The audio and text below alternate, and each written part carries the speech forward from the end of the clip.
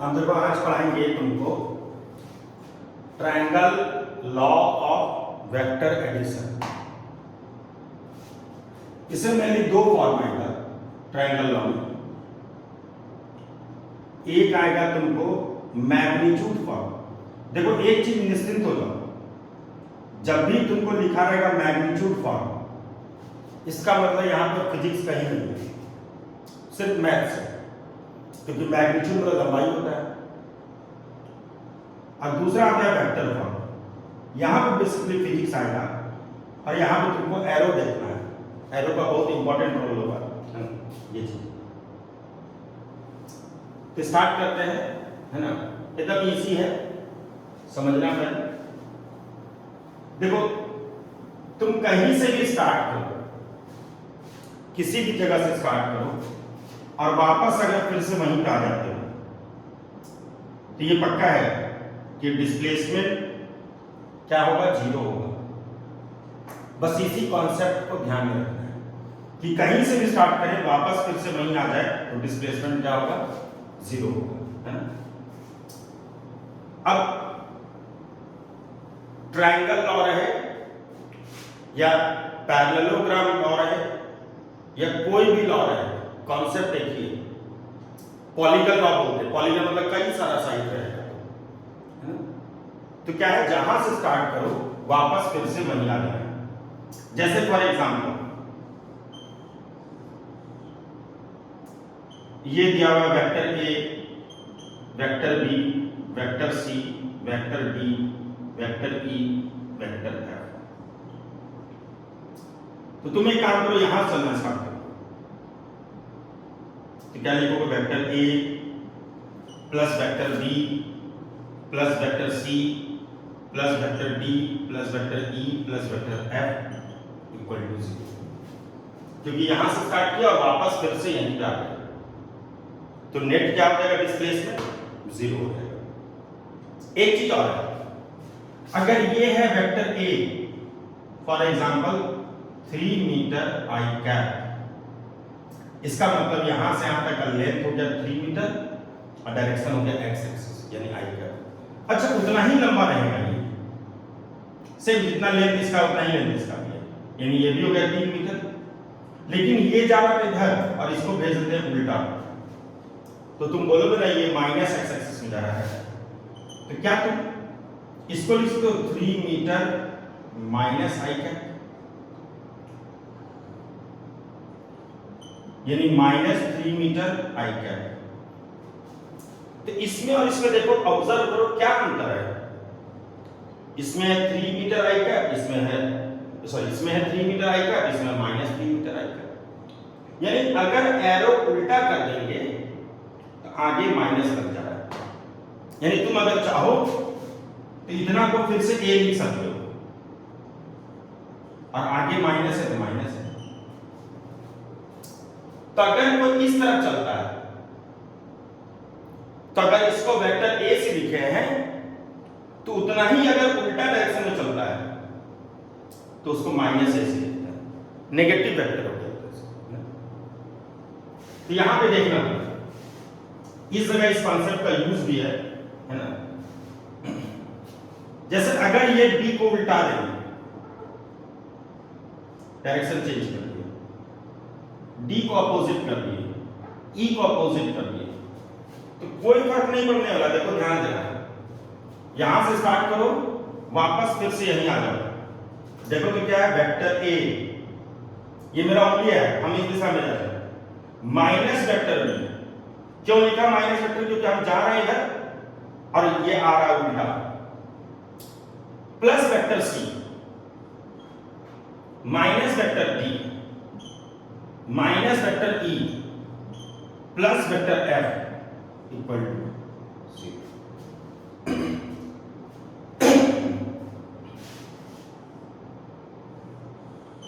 इसको कर लेते हैं।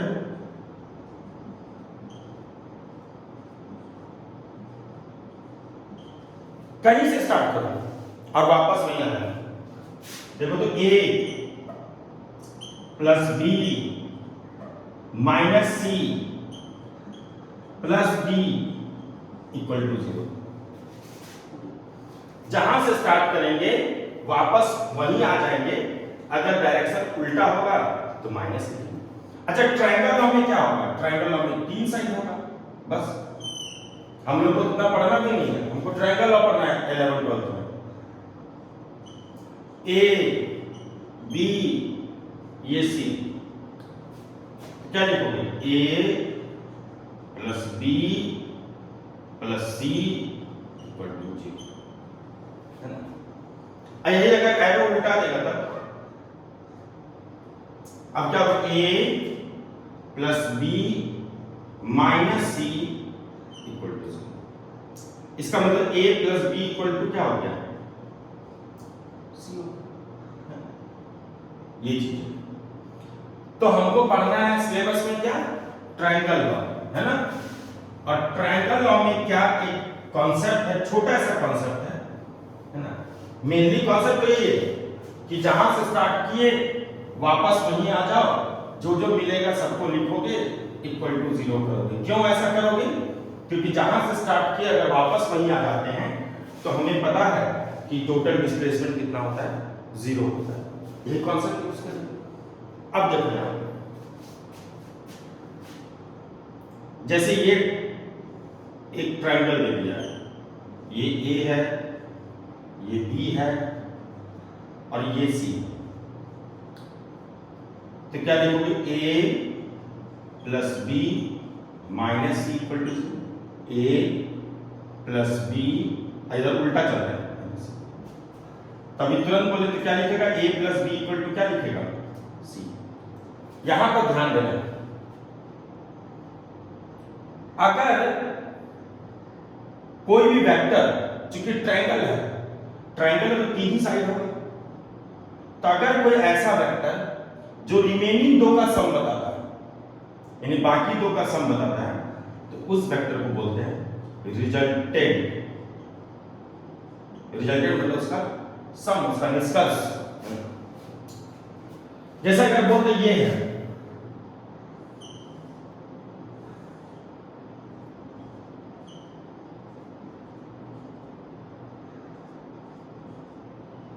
क्या लिखेगा? A plus B minus C equal to 0। A plus B minus C equal to 0। तो A plus B equal to क्या हो गया? सी। इसका सी क्या हो गया यहां पे? रिजल्टेंट हो गया। वैसे सी को हम लोग आर से भी लिख देते हैं, इसलिए बुक में A plus B equal to R लिखा है ना, यानी ये उसका रिजल्टेंट हो गया, है ना? यहां पे अब देखते हैं, अब उसी डायग्राम में, सेम डायग्राम में ए बी सी, कहीं बताओ कि इसका रिजल्टेंट कौन है? तो चलो स्टार्ट करते हैं। ए ये उंगली रखना है, minus B plus C equal to 0। तो A plus C equal to क्या हो गया? बी। तीसरा रिजल्टेंट ये बी कहलाएगा, है ना? ये चीज। अच्छा, अगर सब एक ही तरफ हो जाए, सब एक ही तरफ हो गया, तो क्या होगा? A plus B plus C equal to 0। इस बार कोई रिजल्टेंट नहीं होगा। रिजल्टेंट तभी होगा जब कोई 2 का सम हो जाएगा, और ऐसा तभी हो सकता है जब कोई ना कोई एरो उल्टा हो जाएगा, कोई ना कोई, है ना? अब चलो, अब बताना तो रिजल्टेंट कौन होगा इस बार?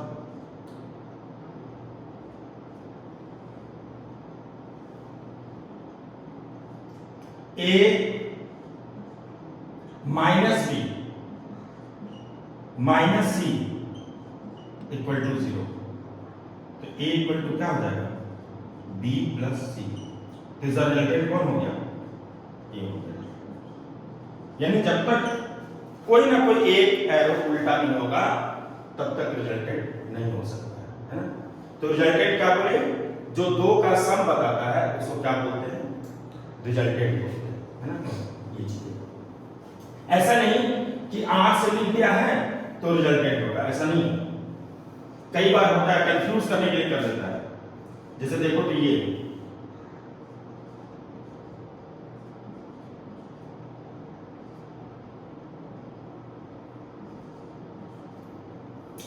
बोले बताओ तो इस बार रिजल्टेंट कौन है, ए है या बी है या आर है? तो ये नहीं कि तुरंत बोल देना आर होगा, पहले चेक कर लो। A minus B minus R equal to 0। तो ए इक्वल टू क्या हो गया, बी प्लस आर, यानी इस बार रिजल्टेंट आर नहीं है, रिजल्टेंट कौन है, ये। ठीक है, ये चीज, ये कंक्लूजन है ना। तो इसका यूज कहां करेंगे, तो जब भी वेक्टर के फॉर्म में दिया रहेगा तो इसका यूज करेंगे। जैसे एग्जांपल देखिए,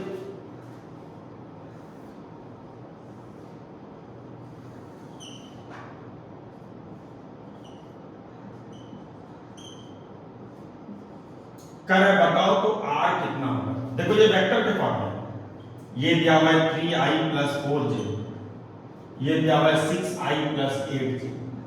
करा बताओ तो आर क्या होगा, है ना। तो तुम जैसे देखना कि अच्छा आई जे वाला फॉर्मेट है, वेक्टर के फॉर्म का, तो स्टार्ट करो यहां से, वापस नहीं आ जाएगा। क्या लिखेगा, a + b - r = 0। a + b = क्या हो जाएगा, r। अच्छा ए क्वेश्चन में कितना दिया हुआ है, 3i + 4j। बी क्वेश्चन में कितना दिया हुआ है, 6i + 8j। तो 3i + 6i कितना हो गया, 9i। अब 4j + 8j कितना हो गया, 10।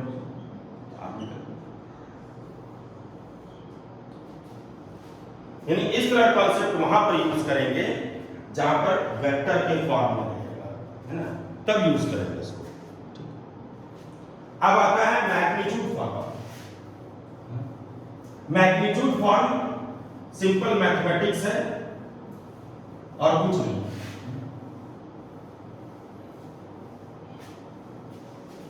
और कल से स्टार्ट करेंगे न्यूटन्स लॉ। इसमें और भी बहुत सारी चीज बचा हुआ है, ऐसा नहीं कि नहीं बचा हुआ है। अभी मल्टीप्लिकेशन है ना। अब नेक्स्ट डे कल से स्टार्ट करेंगे न्यूटन्स लॉ, है ना। तो नया पढ़ाएंगे तो समझ में आएगा वहां से।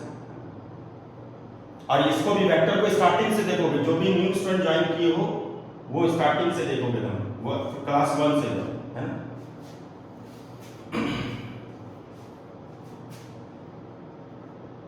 और अगर वीडियो देखना होगा तो दिशा निर्देश सब्सक्राइब करोगे तो उसमें क्या है, ऊपर में होम वीडियो और प्लेलिस्ट होगा। प्लेलिस्ट में तुम देख लेना 11th का, वहां पे सब चीज मिल जाएगा। अब अगर तुमसे पूछते मैग्नीट्यूड फॉर्म करना है, अच्छा बोलेंगे बताओ तो ये 3 मीटर है, ये 4 मीटर है, तो ये कितना होगा। यानी आप फिजिक्स भूल जाओ, तुमसे मैथ ध्यान दो। तो जैसे देखो अच्छा ये 90 डिग्री है, तो ये हो जाएगा √3 मीटर का स्क्वायर अब प्लस 4 मीटर का स्क्वायर, यानी कितना होगा 5। क्योंकि हमें पता है कि पाइथागोरस थ्योरम हम लोग तभी लगा सकते हैं जब राइट एंगल ट्रायंगल होगा, तो ये राइट एंगल ट्रायंगल आराम से लगा देंगे। लेकिन अगर क्वेश्चन इस तरह दे देगा,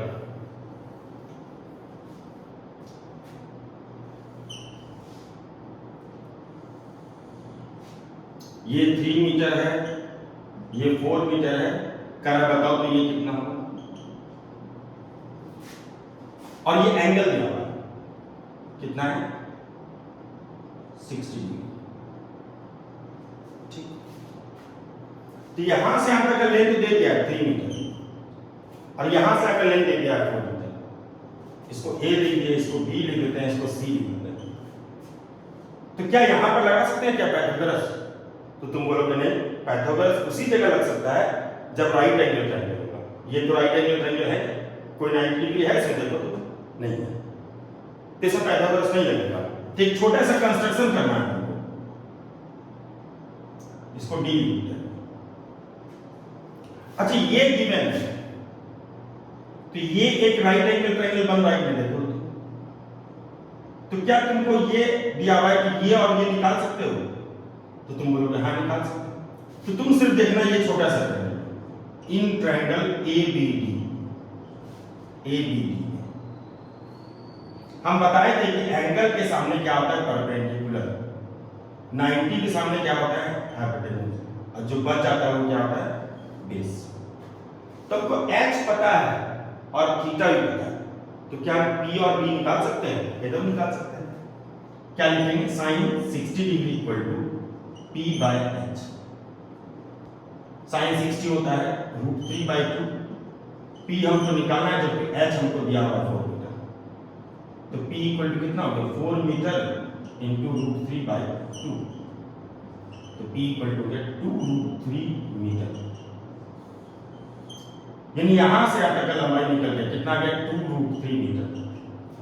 अब ये भी निकाल सकते हो, कैसे निकालेंगे, उसी ट्रायंगल में cos 60 इक्वल टू क्या लिखोगे, b बाय h। cos 60 कितना होता है, हाफ, b हमको निकालना है, h हमको पता है 4 मीटर है, तो b इक्वल टू कितना हो गया, 4 मीटर बाय 2 यानी 2 मीटर। तो यहां से आकर लंबाई निकल गया 2 मीटर। तो तुम बताओ, तो ये ट्रायंगल था, तुमको ये दिया हुआ था, तो तुम ये और ये निकालिए सिंपल ट्रिग्नोमेट्री यूज करके। तुमको निकालने फाइनली ये है, निकालना फाइनली ये है। तो यहां से हम 3 मीटर है, पहले से दिया हुआ था, और यहां से हम लोग कैलकुलेट कर लिए कितना है, 2 मीटर। इसका एज ए होल हो गया 5 मीटर, और ये पता है। तो अब इस ट्रायंगल में क्या लगा सकते हो तुम, इन ट्रायंगल ACD r का स्क्वायर बराबर 2√3 का स्क्वायर प्लस 5 मीटर का स्क्वायर, 5 का स्क्वायर बाद में मीटर लिख देंगे, इसका स्क्वायर और प्लस ये समुच्चय का स्क्वायर। बताओ r निकलेगा नहीं निकलेगा, तो ये निकाल सकते हैं। तो यही है मैग्नीट्यूड फॉर्म, यानी कहीं पे भी तुमको वेक्टर का पार्ट नहीं आएगा, सिंपल कैलकुलेशन है ना। तो अब इसको डेरिवेशन कर लेते हैं, जैसा बुक में दिया हुआ उसके अकॉर्डिंग डेरिवेशन कर लेते हैं।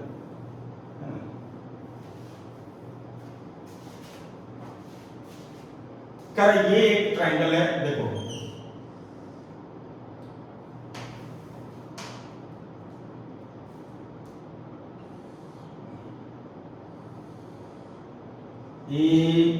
ABC,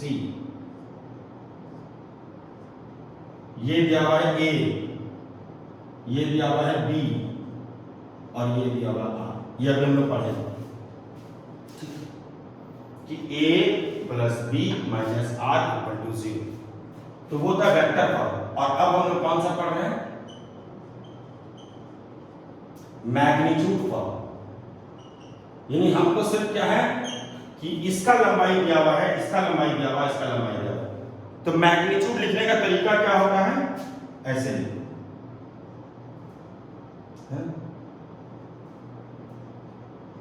मतलब ये हो गया लंबाई से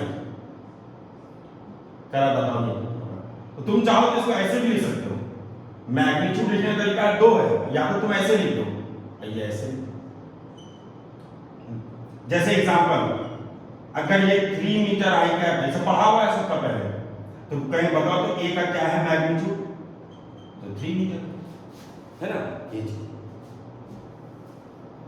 तो ये दिया हुआ है, ठीक है, ए दिया हुआ है, बी दिया हुआ है और आर दिया हुआ है ना, और ये थीटा दिया हुआ है। थीटा वैसे किसके किसके बीच का होगा, ए और बी के बीच।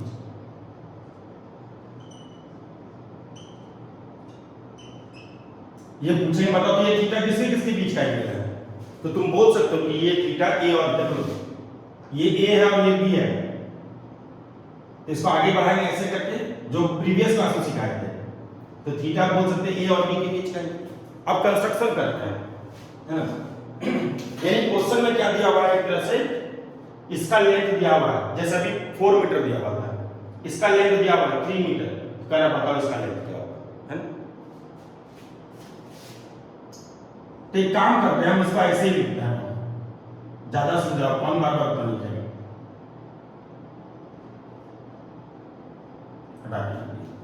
अब देखो तो ये एक कंस्ट्रक्शन के राइट एंगल ट्रायंगल बनाए, क्या क्या दिया हुआ है, ए दिया हुआ है, बी दिया हुआ है, आर निकालना है, ठीक।